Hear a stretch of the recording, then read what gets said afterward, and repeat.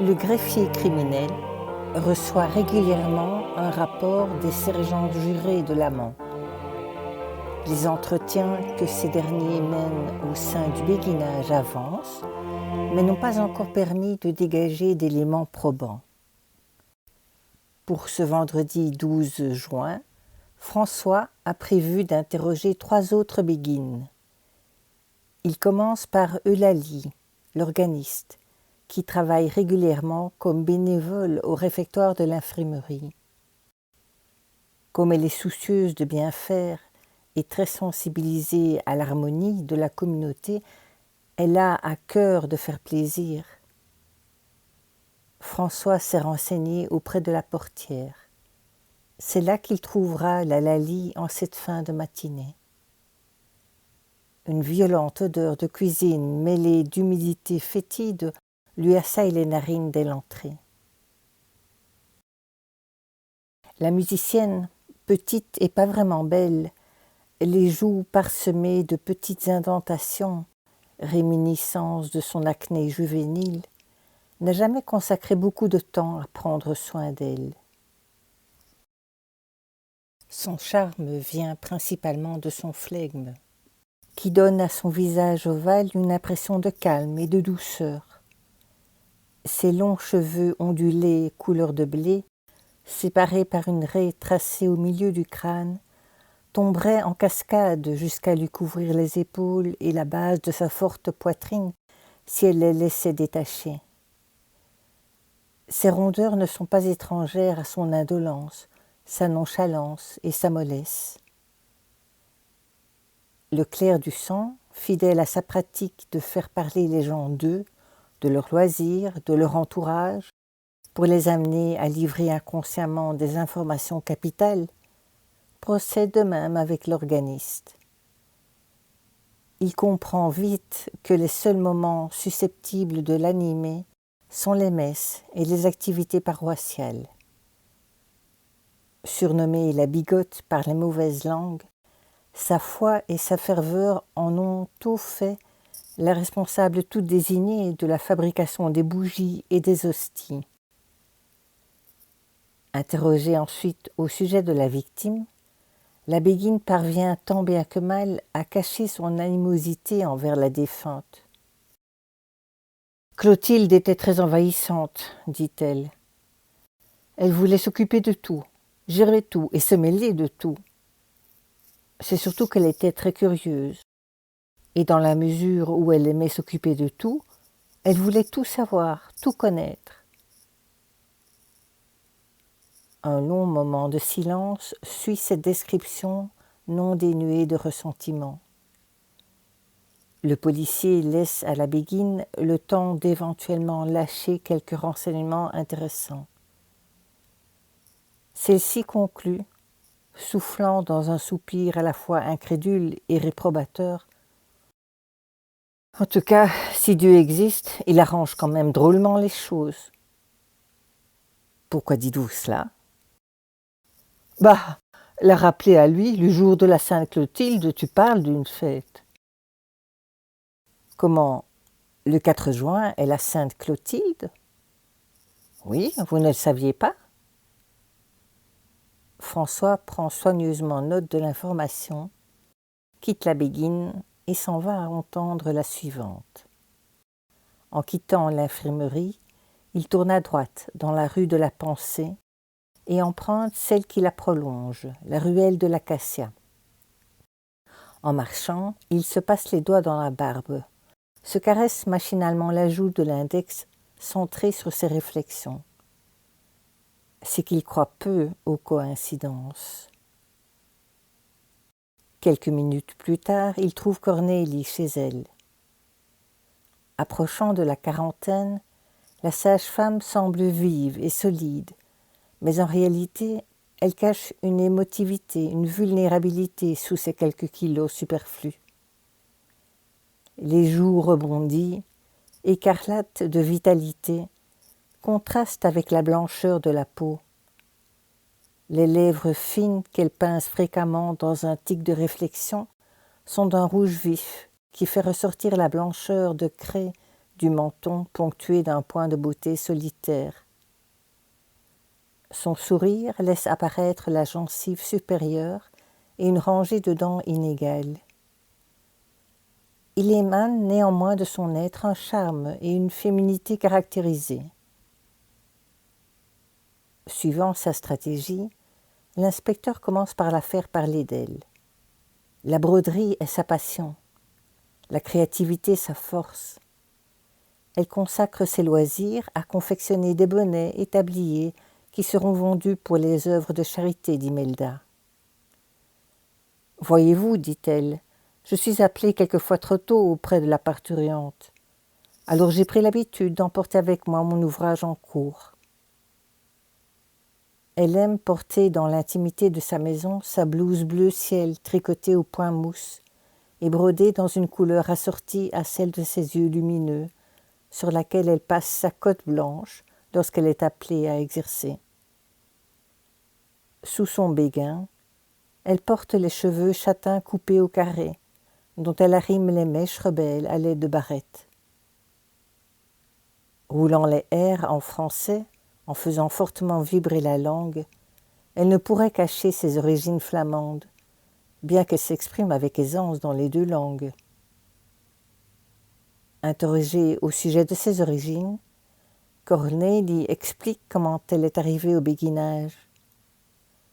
Originaire de la campagne, elle a grandi dans une modeste famille nombreuse de Hasselt.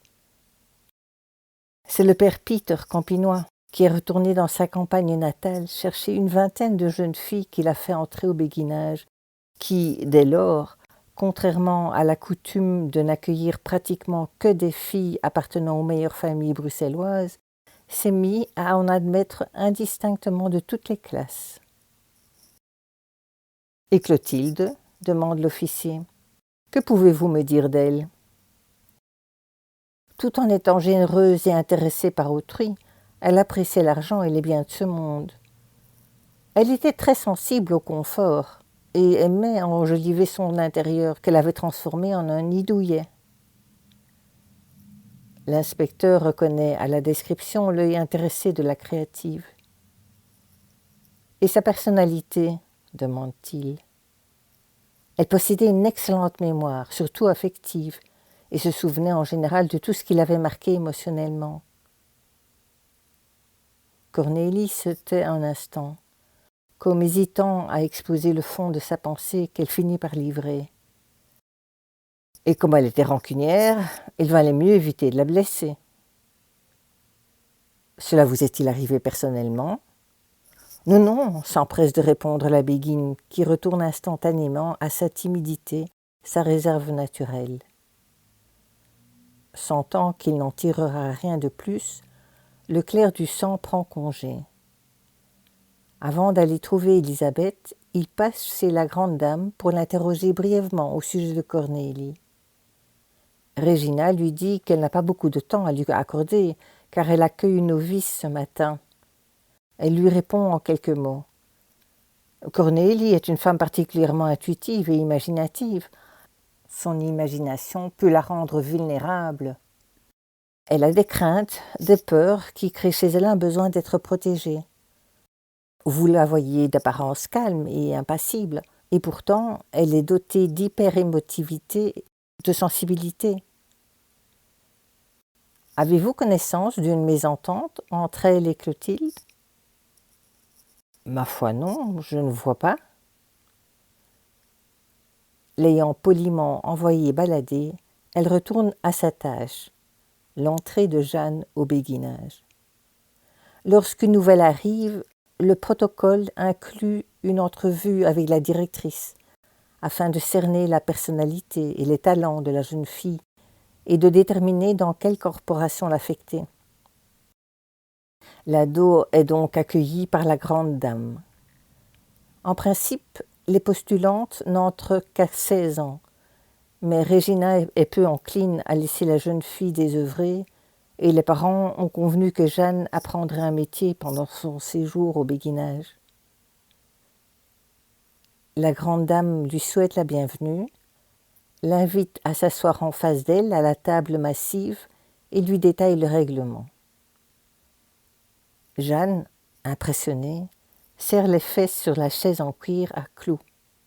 C'est que, les lèvres pincées, le menton relevé au-dessus d'un cou presque démesuré, les bras croisés, Régina paraît plus dure, plus stricte qu'elle ne l'est en réalité. La coiffe couvre entièrement les cheveux blancs coupés au carré, qu'une raie partage à gauche sous le mouchoir de tête.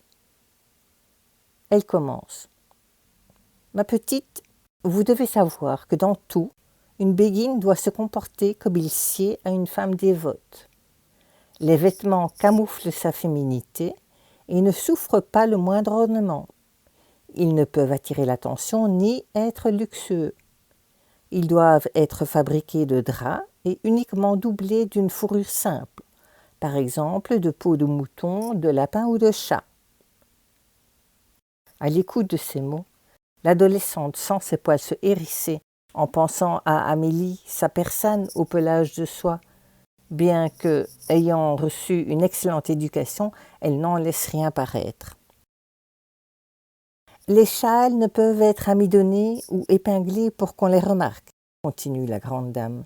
« Les jupons ne peuvent être ni trop larges ni trop étroits. Les manches sont fermées jusqu'aux mains. Les vêtements ne peuvent s'ouvrir par le devant, à l'exception des jupons et des sous-vêtements, qui sont boutonnés ou crochetés avec superposition.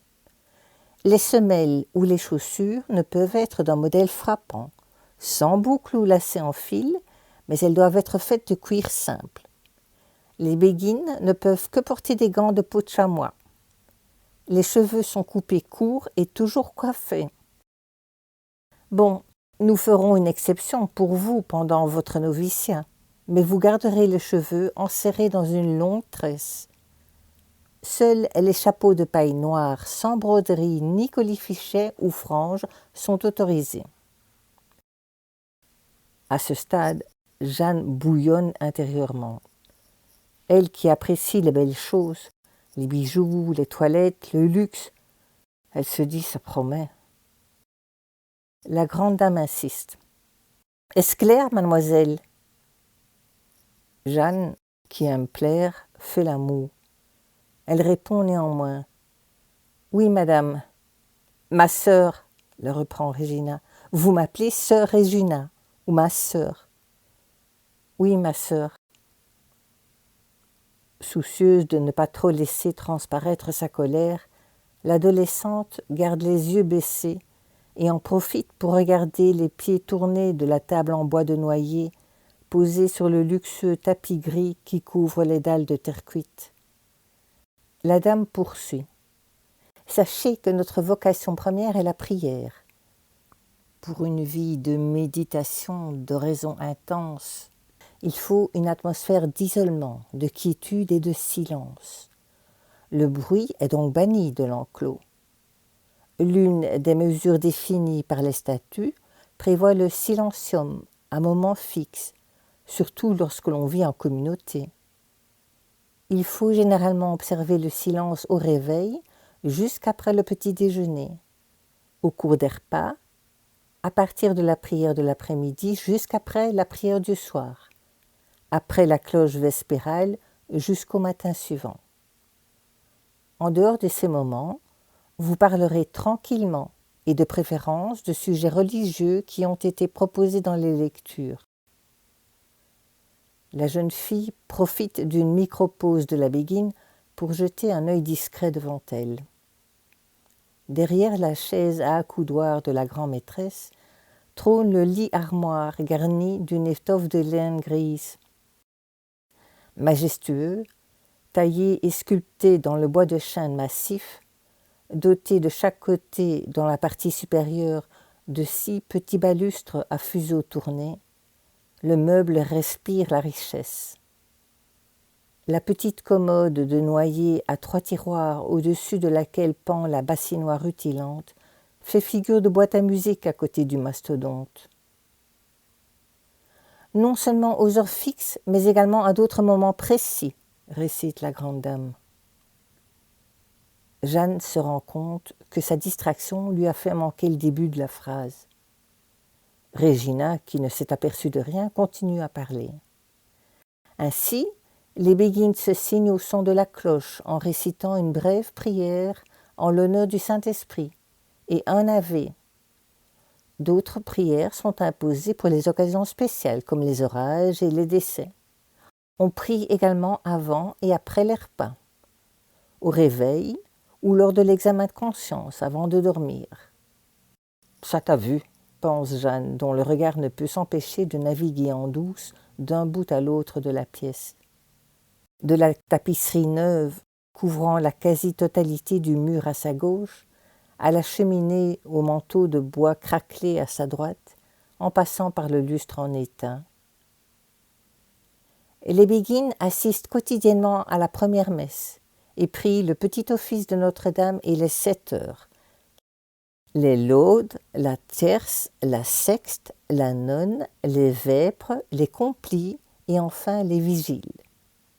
Il est obligatoire de jeûner tous les vendredis et la veille des fêtes de Notre-Dame. Le mercredi, nous ne mangeons pas de viande, ni pendant le carême. Les béguines sont appelées à assister à toutes les célébrations dans l'église et le dimanche et les jours fériés, au sermon, vêpres, complis et salut. Les béguines sont tenues de se confesser et de communier aux 18 fêtes solennelles de l'Église. L'adolescente, les yeux fixés sur la pente de cheminée en tapisserie bordée d'une frange de soie, a lâché un soupir d'ennui. Vous pouvez vous estimer heureuse, savez-vous ? Les béguines illettrées récitent une série de patères et d'avés et remplacent les matines et les laudes par 12 patères et les autres heures par 7. Et puis surtout, certaines des plus anciennes pratiquent également l'autoflagellation accompagnée de prières pour les âmes du purgatoire, ce qui ne sera pas votre cas, où nous avons aboli ce supplice. Pour se donner une contenance, Jeanne regarde précipitamment vers la fenêtre à croisillon en plomb, comme si un oiseau l'avait distraite un instant. Imperturbable, la grande dame poursuit son enseignement. Les statuts prescrivent comment nous devons nous conduire les unes envers les autres, ainsi que dans le monde extérieur, car nous devons naturellement réaliser aussi notre idéal par notre vie sociale. Nous devons dès lors nous encourager mutuellement à faire le bien. Si une sœur constate qu'une autre commet une faute, elle doit y attirer son attention. Si celle-ci ne tient pas compte de la remarque, le fait m'est communiqué et je prends les mesures nécessaires.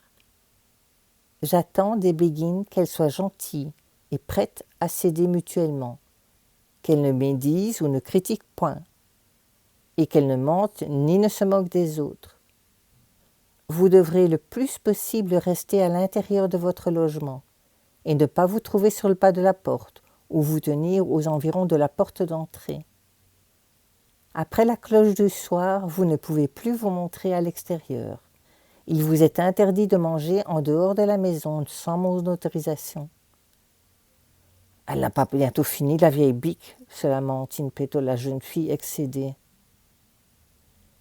Il est d'usage qu'une béguine n'aille pas toute seule en ville, mais accompagnée d'une consoeur, chargée de me faire un rapport ensuite. La visite de maison ou d'auberge suspecte est naturellement interdite, et vous devez éviter tout contact individuel avec des hommes, dit Regina, qui a durci le ton.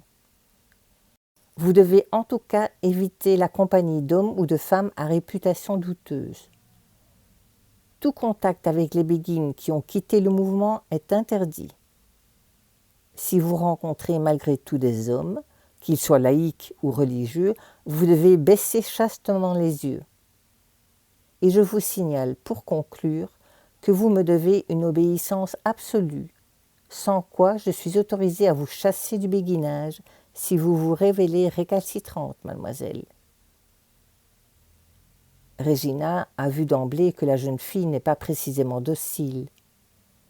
Elle est révoltée par ce qui lui arrive et risque de se dévoiler agressive et ingouvernable, son sentiment d'injustice étant exacerbé. La grande dame, comprenant que le caractère rebelle de Jeanne risque de la mener sur le chemin de l'inactivité de l'indolence ou de la paresse, pense à susciter son sens des responsabilités en l'affectant au service des malades qui requièrent assurance et sang-froid. Avant d'appeler la responsable qui vous prendra en charge, sachez que vous résiderez au couvent du Calvaire. « Au couvent ?» n'a pu s'empêcher de répliquer l'ado, la voix suraiguë. « Au couvent ?» se reprend-elle aussitôt, parlant plus modérément. Régina réprime un sourire qu'elle sent poindre devant la mine dépitée de la jeune fille. Grâce surtout à des fondations, les béguinages possèdent des maisons communes qu'on appelle couvents, où sont hébergées les postulantes, les novices ou les béguines qui n'ont pas un revenu suffisant pour se procurer une habitation particulière. Les couvents de Nazareth, du Calvaire, le Grand Roïc, certaines bénéficient d'une bourse, ce qui n'est pas votre cas, bien entendu. En contrepartie, elles doivent travailler, souvent en commun. Ainsi, elles sont logées et nourries, du moins en partie. Ayant achevé son introduction, la grande dame se lève, se rend à l'entrée et appelle les enfants jouant dans la ruelle aux osselets et aux billes, des culottes jusqu'aux aisselles, tapant sur les pavés les talons de leurs souliers dénoués sur lesquels sont tombés les bas fatigués.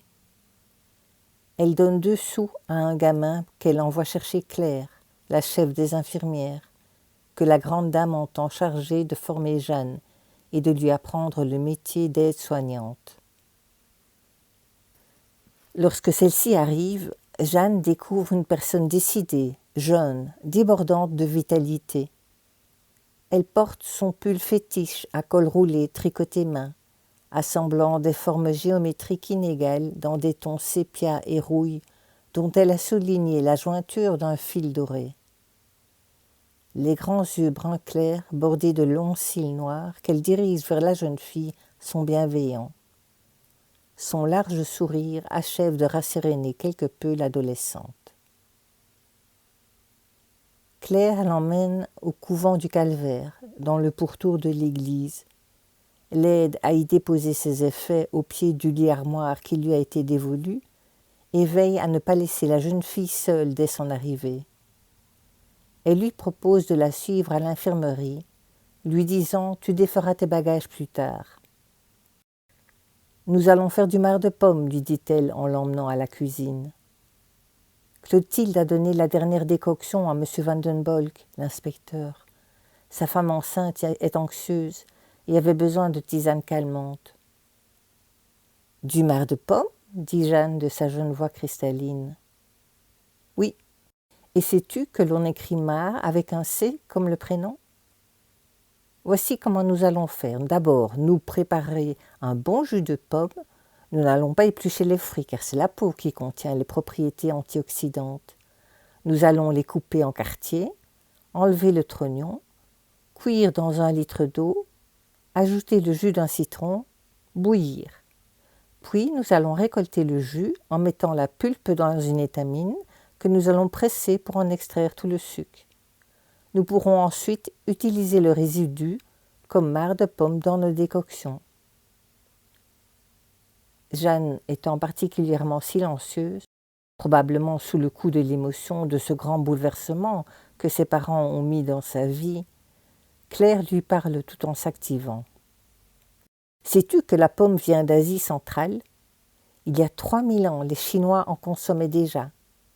Ensuite, elle est arrivée chez les Arabes, les Grecs et les Romains par la route de la soie. Au Moyen-Âge, les communautés religieuses ont joué un rôle important dans le développement de sa culture. Et c'est de son nom que provient le mot pommade, en raison des vertus thérapeutiques attribuées à ce fruit et à sa présence fréquente dans la composition d'onguents. » Jeanne se contente de hocher la tête en silence. Claire reprend après quelques minutes. « Et il ne faut jamais avaler les pépins de pomme car ils sont toxiques. Ils contiennent de l'amygdaline qui, une fois ingérée, se transforme en cyanure sous l'action d'une enzyme du système digestif. » Seul le bref écarquillement des yeux de Jeanne montre à l'infirmière que l'adolescente l'a entendue.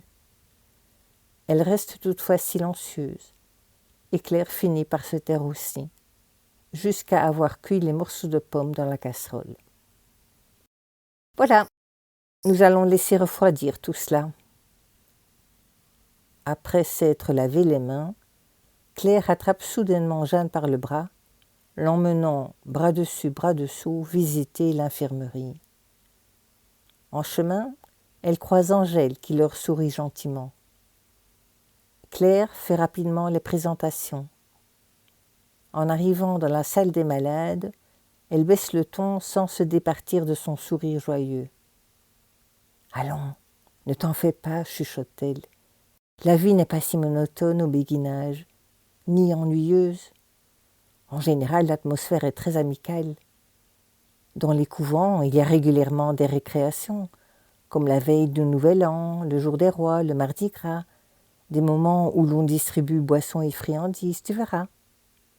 Les jours fériés, les anniversaires, les entrées de curés, les professions et les jubilés s'accompagnent de festivités qui durent parfois plusieurs jours. On organise aussi des repas de fête, on y joue de la musique, on chante des chansons et on tire des feux d'artifice.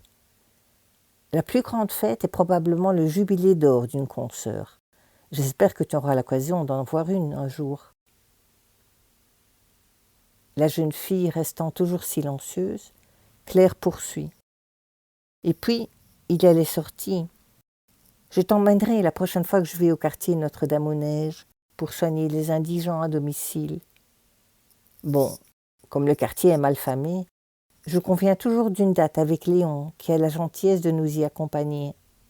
Sa carrure fait en général office de dissuasion, dit-elle en riant. Et nous en profitons généralement pour emporter un bouquet de fleurs que nous prépare Elisabeth pour orner la chapelle.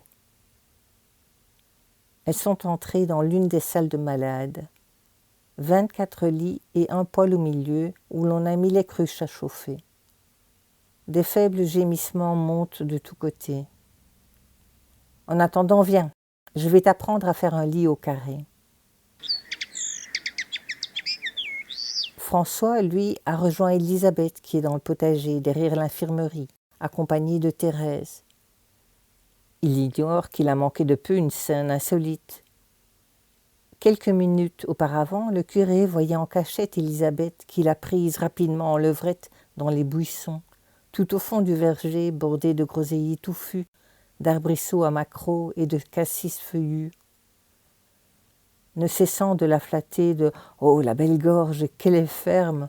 ou de « J'ai tant de goût pour vous !» il lui a assené ses coups de rein rageurs, ahanant, soufflant, pestant contre sa libido restée vigoureuse alors qu'il est prisonnier d'un corps éthique, avant de retourner précipitamment à l'église pour se faire pardonner d'avoir une nouvelle fois cédé à la tentation. La petite demande à la béguine pourquoi elle a affiché une petite pancarte au nichoir qu'elle a installée dans le jardin. Elisabeth la lit pour l'enfant. Adorable petite maison unifamiliale, libre d'occupation dès début février. Conditions d'utilisation, maintenir l'endroit propre, utiliser le balai à cette fin, garder le secret. Sur le devant du nichoir a en effet été installée une petite véranda sous laquelle repose contre la paroi un minuscule balai et une valise miniature bricolée à partir d'une grande boîte d'allumettes. « C'est quoi le secret ?» chuchote vivement la petite, une excitation ravie perçant dans la voix. Le sourire aux lèvres, la béguine lui dit alors sur le ton de la confidence. « Viens, je vais te montrer. » Elle soulève l'enfant par les aisselles, la dépose debout sur le vieux billot posé à proximité et l'index posé sur les lèvres, elle lui fait un clin d'œil de connivence, puis ouvre délicatement la boîte d'allumettes qui révèle une belle clé en fer forgé de 9 centimètres. « C'est la clé de la remise à outils, lui dit la béguine en baissant la voix. La petite, enchantée par l'histoire, bat des mains et sautille de joie dans ses petits sabots de bois. La Béguine l'attrape promptement avant que la gamine ne dégringole de son support et lui dit « Allez, file, c'est ta gardienne maintenant, Popemi. » La petite se met à courir vers le verger, s'arrête brusquement, fait demi-tour et vient tendre les bras vers la Béguine, les lèvres esquissant déjà le bisou qu'elle a l'intention de lui faire. Souvent câline, elle est démonstrative lorsqu'elle se sent aimée. Elle jette les bras autour du cou d'Élisabeth qui s'est penchée en avant, lui plante un baiser sonore sur la joue et s'enfuit en courant, autant heureuse d'avoir été mise dans la confidence que fière d'en avoir été jugée digne de confiance. Durant ces quelques instants, François a eu l'opportunité d'observer la Béguine. Un visage carré, au menton saillant, auréolé dans l'intimité de sa maisonnette, d'une chevelure brun-roux frisée, massive, désordonnée et indisciplinée. Des yeux gris timides, méfiants, affichant une assurance feinte. Car, secrète et réservée, Élisabeth n'est pas très à l'aise dans la société. Même si cela se remarque peu, elle a besoin de beaucoup de marques d'affection pour se sentir bien dans sa tête. Son assurance affichée et la distance qu'elle crée autour d'elle envoient un message qui ne lui correspond pas. En effet, au fond d'elle-même, Élisabeth est certes pudique, mais plus timide qu'hautaine. L'enquêteur s'approche d'elle pour lui poser quelques questions au sujet de Clotilde. La patience n'était pas vraiment son fort, je dois dire. Elle était émotive, vivante et active. Elle ne tenait pas en place. Bon, heureusement, ses réactions étaient un peu lentes, ajoute la Béguine dans un petit rire, ce qui lui permettait de prendre le temps de réfléchir et de ne pas exploser.